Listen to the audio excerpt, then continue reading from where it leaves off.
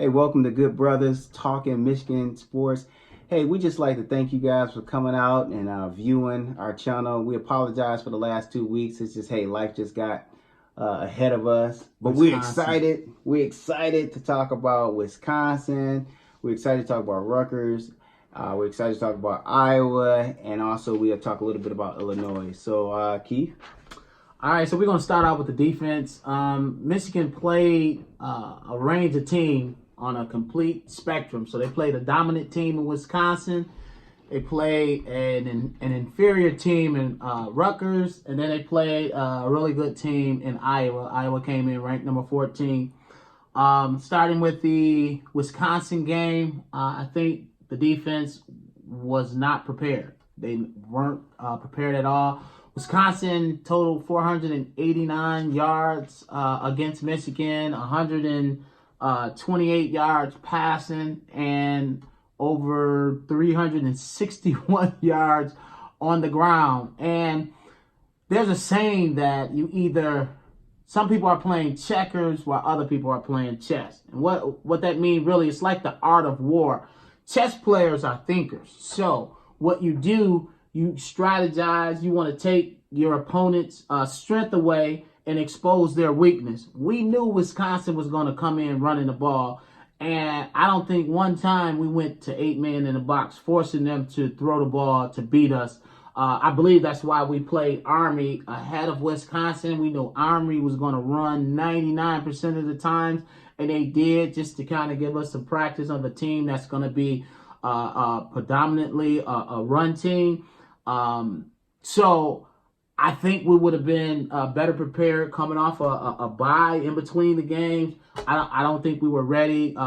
Guys were leaving their gap positions. The runner, Jonathan, he would bounce to the outside, and no one would be nearing to even touch him, which is unheard of for Michigan football. Yeah. So it was just overall an embarrassment. I think Harbaugh was embarrassed. I think he just got flat out coached. But again, I think we should have forced the Wisconsin team to throw the football. It's one thing Bill Belichick does when he plays. I don't care what scheme he has. He's going to play a scheme to fit that team, to take away that team's strength, and that's what we didn't do. Now, going to the Rutgers game, you saw a complete different defense. Now, I believe it was the embarrassment, and hopefully the guys, had a sense of urgency to step up because your season could slip away if this defense doesn't do what it was designed to do, which was pressure the quarterback, stop the run, and provide good coverage in the secondary. And that's what they did against Rutgers. They completely shut down Rutgers. Although we only recorded 1 sack, we had several tackles for loss. The wide receivers couldn't get open. The defense was aggressive. They put pressure on the quarterback. They stopped the run, and it was just total domination by the defense. But again, Wisconsin was on the dominant end. Rutgers was on the inferior end of the spectrum. And so now you have the Iowa game. Iowa came in ranked higher than Michigan. Michigan was the underdog, and you could see the progression of the defense getting better and better. In the Iowa game, they had 8 sacks. They had 3 interceptions. I can't remember the last time Michigan team had 3 interceptions in a game. The 8 sacks. Kwity Paye led the way with 2.5 sacks, and he didn't even play the entire game. The guy that replaced him, number 44, last name McGroom, he came in and recorded 1.5 sacks. Glasgow had 2 sacks. So the defense stepped up, and this is the best I've ever seen the Michigan defense play against a really good team. They shut down the run.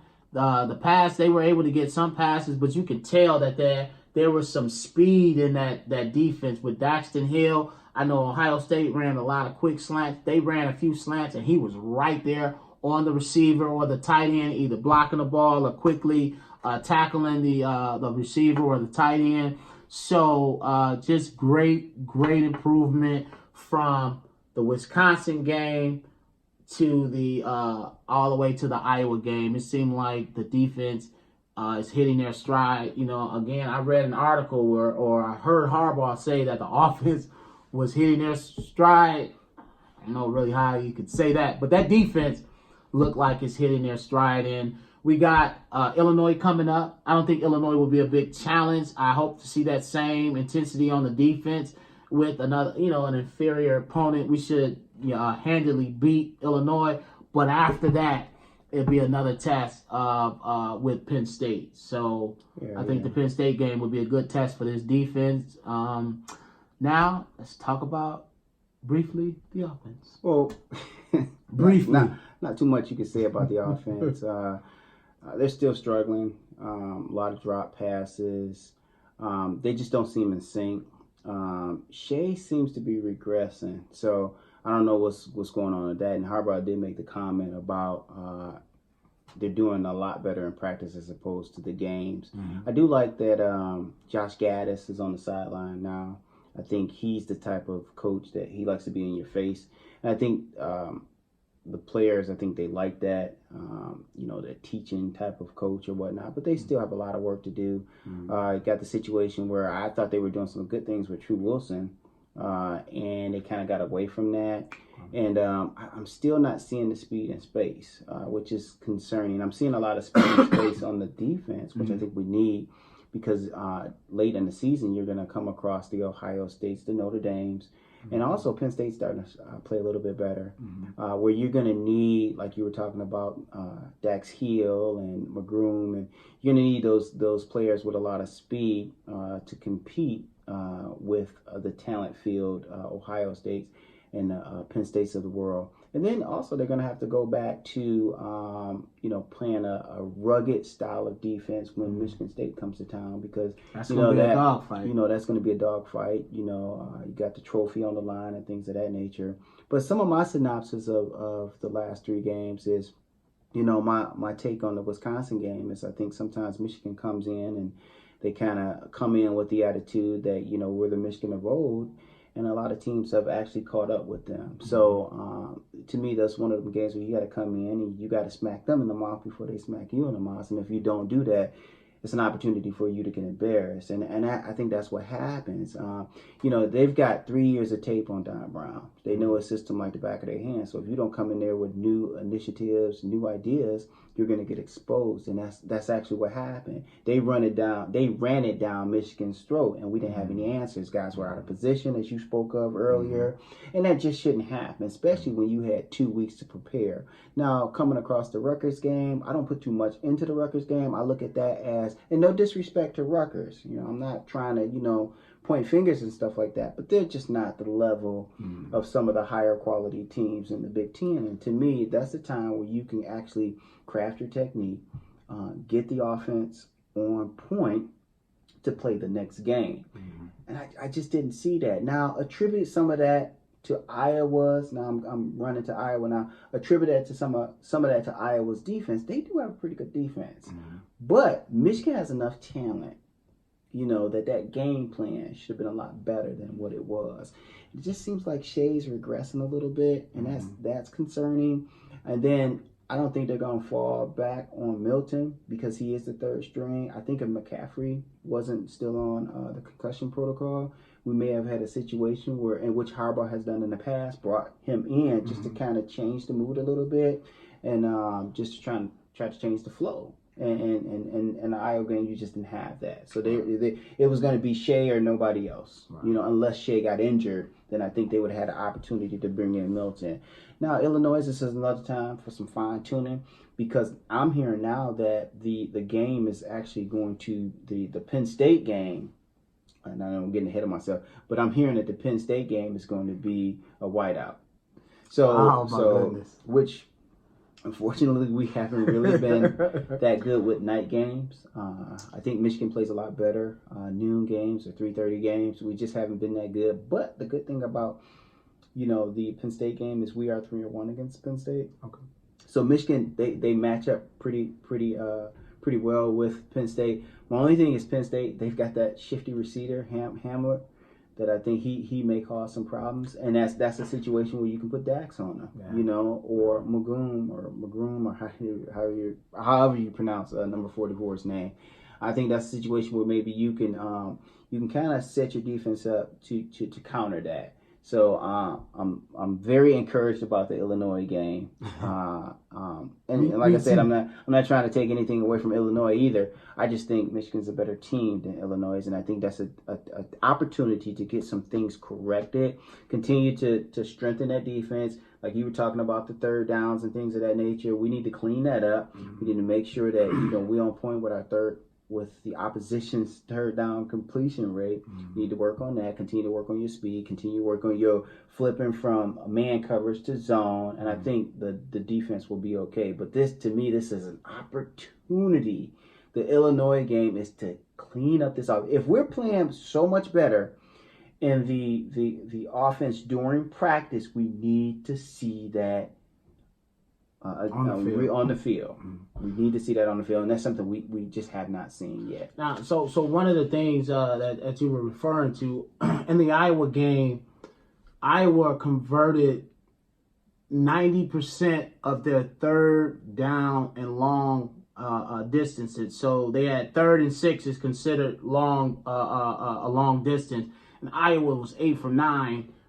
In that conversions on third down. They even converted a 3rd and 19 or something like that. They gained in 27 yards when they were back on their own 3-yard line. Mm-hmm. But once they crossed midfield, seemed like the defense tightened up. But getting back to the offense, one of the things that I like to see a team do is if a guy has a hot hand, you got to roll with the hot hand. Almost definitely. True Wilson came in. They ran him twice. He averaged 8 yards a carry, and then you never saw him again. And I don't think he got hurt. So it's if the guy is working, if he's gaining the yards, why take him out? See, because the other guys aren't doing that. So you get somebody that is, then you put him in the game, you keep him in the game, and then that could translate into something else. Maybe the other running backs can see what he's doing, and then they'll start doing it. So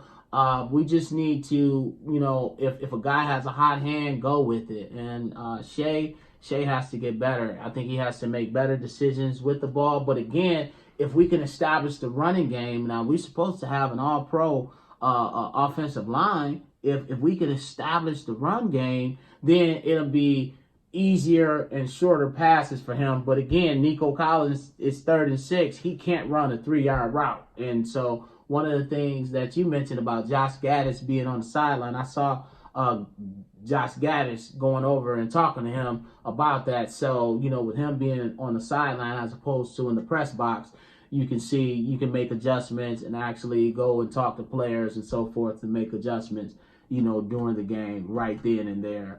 One of the things that is difficult, is just being in leadership. If you make the correction immediately, it sticks as opposed to you waiting to halftime or in the locker room, because he may have done that 2 or 3 more times, where if you can make that adjustment immediately, then it could be a little more effective, and then you can correct the problem immediately. Yeah, and I think we're grasping for straws too. I mean, they just got to play better. I think those things do help with him being on the sideline, but there's just some things that we're just not accustomed. All these drop passes, maybe running incorrect routes, and things of that nature that you should be working those things out during practice, and for whatever reason, it's just not translating into the field. I couldn't tell you the last time Michigan only scored 10 points. You know what I'm saying? So I mean, it's concerning. But I do think it's things that could be worked out. I think it was just an email or a clip that just came through our phones talking about Harbaugh and his confidence in the offense and things of that nature. And we just hope that is the case. We hope that there is a light at the end of the tunnel as it pertains to the offense. Mm-hmm. But only time will tell. We'll analyze the Illinois game and then we'll compare it with the Penn State game and kind of go from there. But right now, they still need a lot of work. So fingers crossed, praying, hoping, and kind of going from there. But I got a couple questions for you, Yes, sir. Yes, Keith, sir. as it pertains. We talk a lot about the offense, but kind of wanted to dive into the defense a little bit and kind of get your synopsis on what was the big difference to you. What did you see as it pertains to being hit in the mouth by Wisconsin, and then the defense really kind of pushing their own weight with Iowa? So one of the difference to me, it was almost as if they were running a totally new system with Wisconsin. Guys looked confused. They didn't know if they should run hard after the run, because I guess Wisconsin's running back started out aggressively gaining yards and make you a little hesitant in how hard you push and so forth. So they looked shaky, again, confused. They didn't look like they knew what they were going to do. And again, I was confused that you knew they were going to run the ball. I think Wisconsin only threw the ball maybe 15 times throughout the whole game, and only gained 128 yards. So again, going back to that Belichick analogy, I would have loved to have seen Don Brown switch to 8 in the box and, okay, I'm going to have you beat me throwing the ball. But what I did see from the Wisconsin to the Iowa game, it was guys was really sure of their positions. They were staying in their gaps. They were being aggressive. You got good push on that pressure on the quarterback and in the backfield where some of the running backs, they were several tackle for losses. So you saw a more aggressive, confident team. And again, they went from recording a couple sacks in Wisconsin, but again, being ran all over 360 yards, to Rutgers, where it only allowed 106 total yards, to an Iowa where they had like 1 yard rushing the ball. And that attributed to it was really 66 yards rushing, but they had 65 yards from the sacks that they subtracted or whatever. But so holding a team for 4 quarters to only 66 yards is great. So that defense just stepped up, and then you saw a little more some of that speed we talked about. Dax Hill, he was covering the guys in the slots with some speed. Lavert Hill, these guys were playing corner man-to-man. They were in those zones. They were batting balls down, and we had 3 interceptions. I can't remember the last time Michigan team had 3 interceptions. So the defense, it's almost like they took the attitude of not on my watch. And if we got to carry the team, we're going to carry the team. And so I think, the all of the reading and things that I've done, that they're not talking about individuals. It's more of a collective team effort. So I'm seeing that band of brothers come together and get the job done under Don Brown's defense. Now, I think Illinois, you'll see some of that same phenomenal defense. I don't think Illinois is going to be that tough an opponent. However, when they get to your Penn States and your Ohio States, that's when we're going to really see, and Notre Dame really see how well this defense is. And that takes me to my next question. Okay, you have Michigan State and Notre Dame. I think they're pretty much the same in regards to smash mouth. So I think you'll probably see you'll see kind of the same thing. And there are no cupcakes, So I think Michigan will have their issues with them, but now that we're getting to that, starting to think about Penn State and Ohio State and more of a spread kind of offense. And we know what happened to Michigan last year with the 60-point, slapping by Ohio State, and then Florida whooped on us a little bit. But then you have Penn State that spreads it out a little bit. What are we going to do with those teams? I mean, what is this defense? How is this defense going to adjust to that type of speed? So I think the speed is there, again, because of the game last year with Ohio State and Florida. I think the emphasis on the defense was to get faster, and I believe they've actually had a strength and conditioning coach work on speed in the defense. So it's been documented in the papers that's one of the things. But this goes back to my original comment of playing chess. We have the talent. We got the guys up front, the defensive tackles and ends that I think are phenomenal, that will be playing on the next level. We have great linebackers, Ross and the Viper, Hudson. And then we got, great secondary. We got speed. So we have the thing. The problem is Michigan is too predictable. Either we come in running all zone or we come in playing all man. And I think, most teams scheme against whatever you're doing. So I think we need to play chess and mix it up.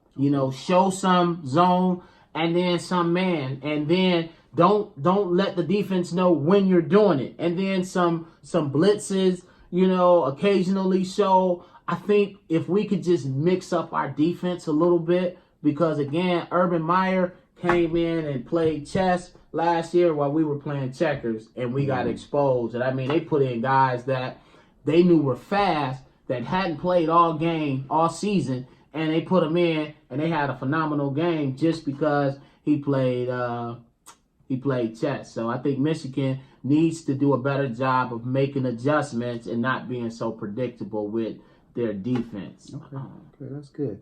Well, we're gonna wrap it up. I got a couple things that I'm gonna throw at you guys before we wrap it up.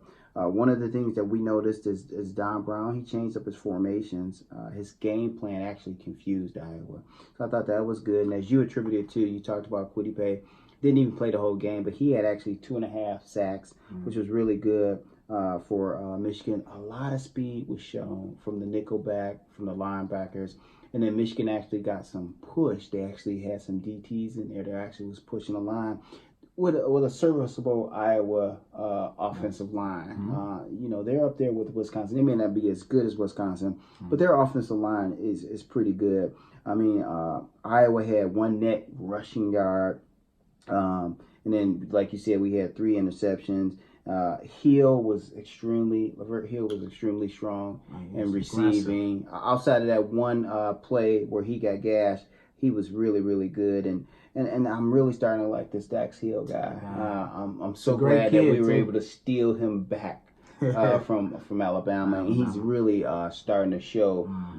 And I don't get into stars and all that stuff, but he's really starting to show some good speed and some coverage skills. It's very difficult to come in the game and be assigned the nickel, be assigned to guard the slot receiver, because typically that's your shifty player, and he's actually been doing pretty good for the short amount of time that he's actually been on the field. 8 sacks. Oh man, that's pretty good. And as you guys can see, a lot of the pros are from the defense. Not too many pros from the offense, because it's something that unfortunately we just haven't seen outside of the Rutgers game. We just haven't seen an explosive Michigan offense. We've seen speed and space on the defensive side, but we just haven't seen it on the offensive side in games that really matter. And when you say pros, are you saying talent wise or pros and cons? Are you saying next level pros and cons? Okay. Pros and cons. That's what I'm saying. Pros and a lot of those were the pros from the defense, and as you can see, we really don't have outside of winning. We won the game. We did score 10 points, but outside of that, offensive and the special teams did not look that good as well. I mean, we missed a field goal, something that Moody has really been good all year, and to miss that one, I mean, we would have been up 2 scores if he would have made that. But hey, we just want to let you guys know how much we appreciate you. We'll be on next week as well. Please remember to view any comments. Go ahead and add your 2 cents, and most importantly of all, make sure you subscribe to our channels. Good brothers, we're here for the long haul. We're actually going to be talking about some basketball pretty soon as well. Yeah. But hey, we appreciate you guys. Thanks for tuning in. And you got anything you want to say, Keith? Hey, just appreciate you guys following. Again, like Greg said, subscribe, and we'll see you guys next week. All right, out.